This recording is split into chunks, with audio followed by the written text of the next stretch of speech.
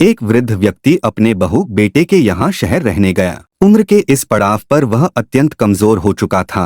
उसके हाथ कांपते थे और दिखाई भी कम देता था। वो एक छोटे से घर में रहते थे। पूरा परिवार और उसका 4 वर्षीय पोता एक साथ डिनर टेबल खाते थे। लेकिन वृद्ध होने के कारण उस व्यक्ति को खाने में बड़ी दिक्कत होती थी। कभी मटर के दाने उसकी चम्मच से निकलकर फर्श पे बिखर जाते तो कभी हाथ से दूध छलककर मेजपोश पर गिर जाता। बहू बेटे 1-2 दिन ये सब सहन करते रहे, पर अब उन्हें अपने पिता की इस काम से चिढ़ होने लगी। हमें इनका कुछ करना पड़ेगा, लड़के ने कहा। बहू ने भी हाँ में हाँ मिलाई और बोली, आखिर कब तक हम इनकी वजह से अपने खाने का मजा किरकिरा करते रहेंगे, और हम इस तरह चीजों का नुकसान होते हुए भी नहीं देख सकते। अगले दिन जब खाने का वक्त हुआ तो बेटे ने एक पुरानी मेज को कमरे के कोने में लगा दिया। अब बूढ़े पिता को वहीं अकेले बैठकर अपना भोजन करना था। यहाँ तक कि उनके खाने के बर्तनों की जगह एक लकड़ी का कटोरा दे दिया गया था, ताकि अब और बर्तन ना टूट फूट सकें। बाकी लोग पहले की तरह ही आराम से बैठकर खाते,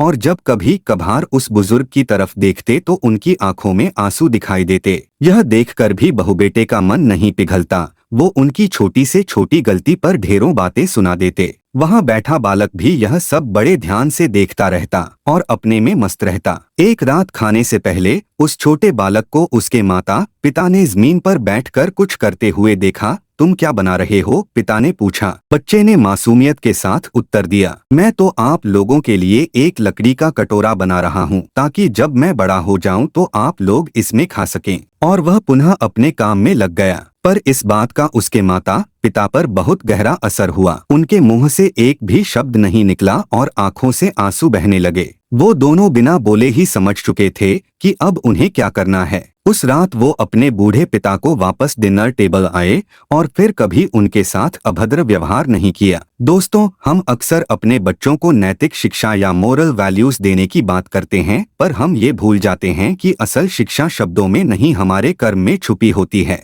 अगर हम बच्चों को बस ये उपदेश देते रहे कि बड़ों का आदर करो, सबका सम्मान करो और खुद इसके उलट व्यवहार करें, तो बच्चा भी ऐसा ही करना सीखता है। इसलिए कभी भी अपने पेरेंट्स के साथ ऐसा व्यवहार ना करें कि कल को आपकी संतान भी आपके लिए लकड़ी का कटोरा तैयार करने लगे। ऐसी छोटी छोटी कहानी हम सबको बहुत कुछ सीख दे जाती है। इसलिए हम घर का माहौल ऐसा न बनाएं कि कल को हमें भी ये दिन देखना पड़े।